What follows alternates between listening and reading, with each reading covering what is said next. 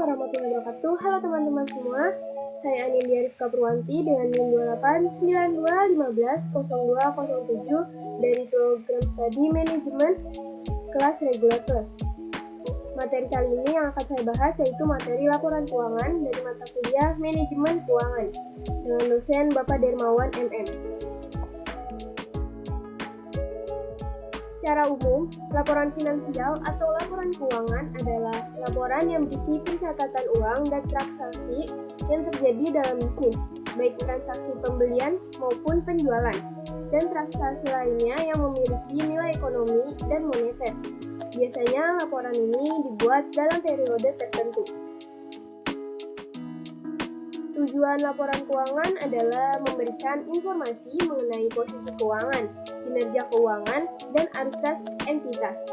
Informasi ini bermanfaat bagi sebagian besar kalangan pengguna laporan dalam pertumbuhan keputusan ekonomi. Tujuan utama dari laporan keuangan adalah memberikan informasi keuangan yang mencakup perubahan dari unsur-unsur laporan keuangan yang ditujukan kepada pihak-pihak lain yang berkepentingan dalam menilai kinerja keuangan terhadap perusahaan di samping pihak manajemen perusahaan.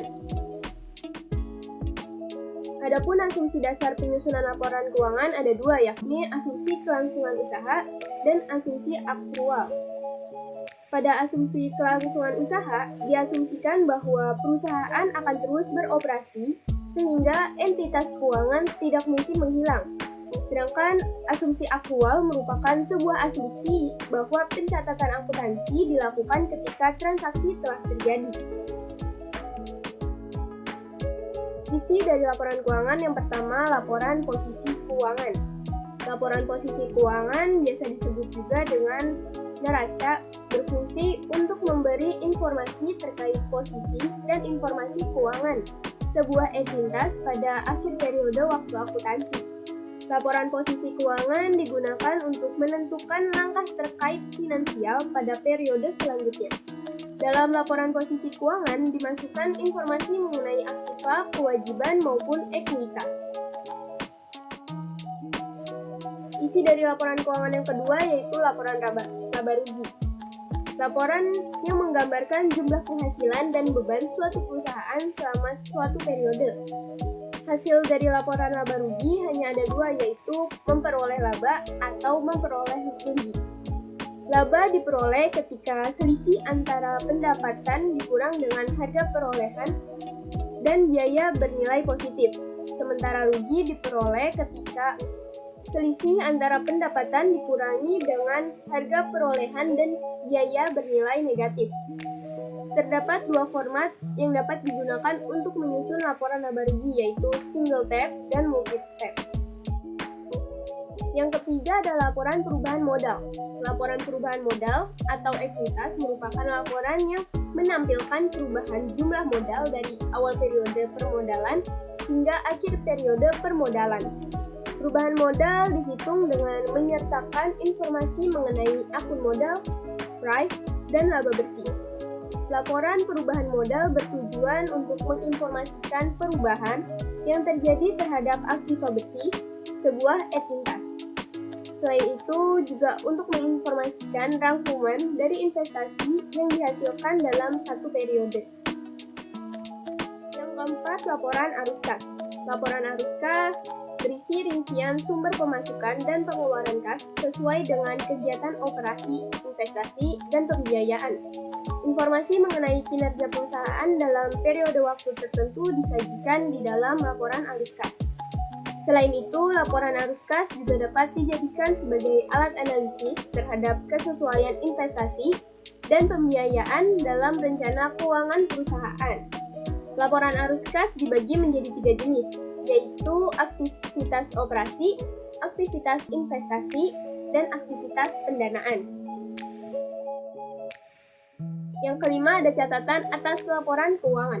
Catatan atas laporan keuangan merupakan catatan tambahan yang diberikan sebagai informasi tambahan dan penjelasan terhadap isi laporan keuangan. Catatan atas laporan keuangan digunakan untuk melengkapi kekurangan informasi kuantitatif tersebut. Informasi di dalam catatan atas laporan keuangan antara lain dasar penyusunan laporan, kebijakan akuntansi, dan standar akuntansi keuangan.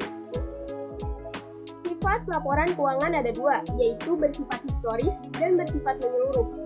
Bersifat historis, laporan dibuat dan disusun dari data masa lalu atau masa yang sudah lewat dari masa sekarang. Misalnya, laporan keuangan disusun berdasarkan data 1 atau 2 tahun ke belakang. Sedangkan bersifat menyeluruh, laporan keuangan dibuat selengkap mungkin, artinya disusun dengan standar yang telah ditetapkan. Syarat-syarat laporan keuangan ada 6, yaitu dapat dipahami, relevan, dapat dibandingkan, mempunyai daya uji, netral, dan lengkap.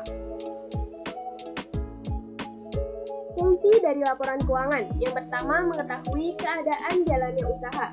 Dari laporan keuangan, kita bisa mengetahui keadaan jalannya usaha, apakah berjalan sesuai dengan baik atau berjalan menyimpang. Yang kedua, melakukan evaluasi keadaan usaha. Dengan membaca dan menganalisis laporan keuangan, kita akan mengetahui keadaan usaha, serta melakukan evaluasi apa yang menyebabkan terjadinya kondisi tersebut.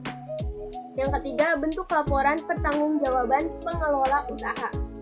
Laporan keuangan adalah bentuk pertanggungjawaban pengelola usaha atau manajemen perusahaan kepada pemilik saham, kreditur, investor, dan calon investor. Adapun cara membuat laporan keuangan, yang pertama menyiapkan data-data untuk membuat laporan keuangan, yaitu menyusun pencatatan data pengeluaran perusahaan, menyusun pencatatan data penerimaan perusahaan, mempersiapkan data persediaan, menyusun data aset perusahaan, mempersiapkan data utang perusahaan, dan mempersiapkan data piutang perusahaan.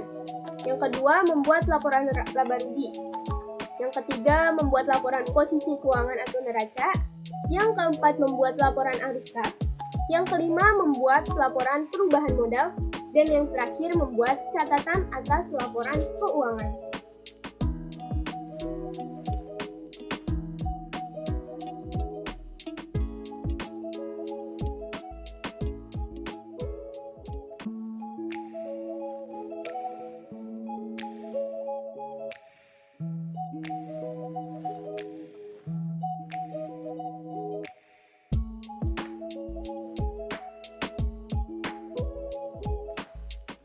Dari laporan posisi keuangan atau neraca PT Garuda Indonesia Tbk di atas, kita dapat melihat data-data berikut ini, di mana jumlah aset lancar sebesar 113892533 dan jumlah aset tidak lancar sebesar 3321783.241, juga total aset yang dimana didapatkan dari jumlah aset lancar ditambah jumlah aset tidak lancar sebesar 4455675,774. Yang kedua ada liabilitas dan ekuitas, di mana liabilitas jangka pendeknya sebesar 327836267, liabilitas jangka panjang 477261616, dan jumlah liabilitas sebesar 37350528883, dan ekuitas sebesar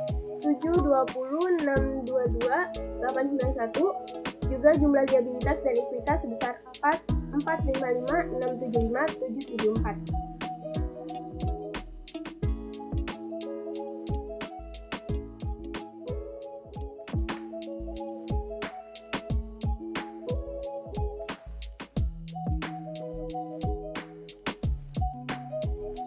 Dari laporan laba rugi tersebut dapat dihasilkan pendapatan sebesar 4.572.638.083, laba rugi bersih tahun berjalan sebesar 6.457.765, dan jumlah laba rugi komprehensif tahun berjalan sebesar 91.578.494.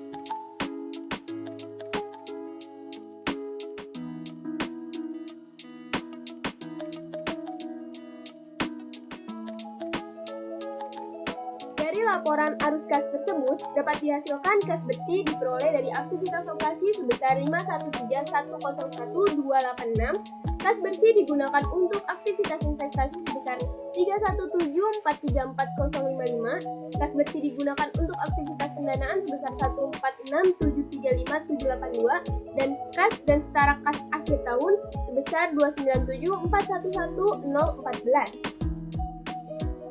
Itu saja yang dapat saya sampaikan. Kurang lebihnya mohon dimaafkan apabila ada salah kata. Wabillahi taufiq wal hidayah. Wassalamualaikum warahmatullahi wabarakatuh.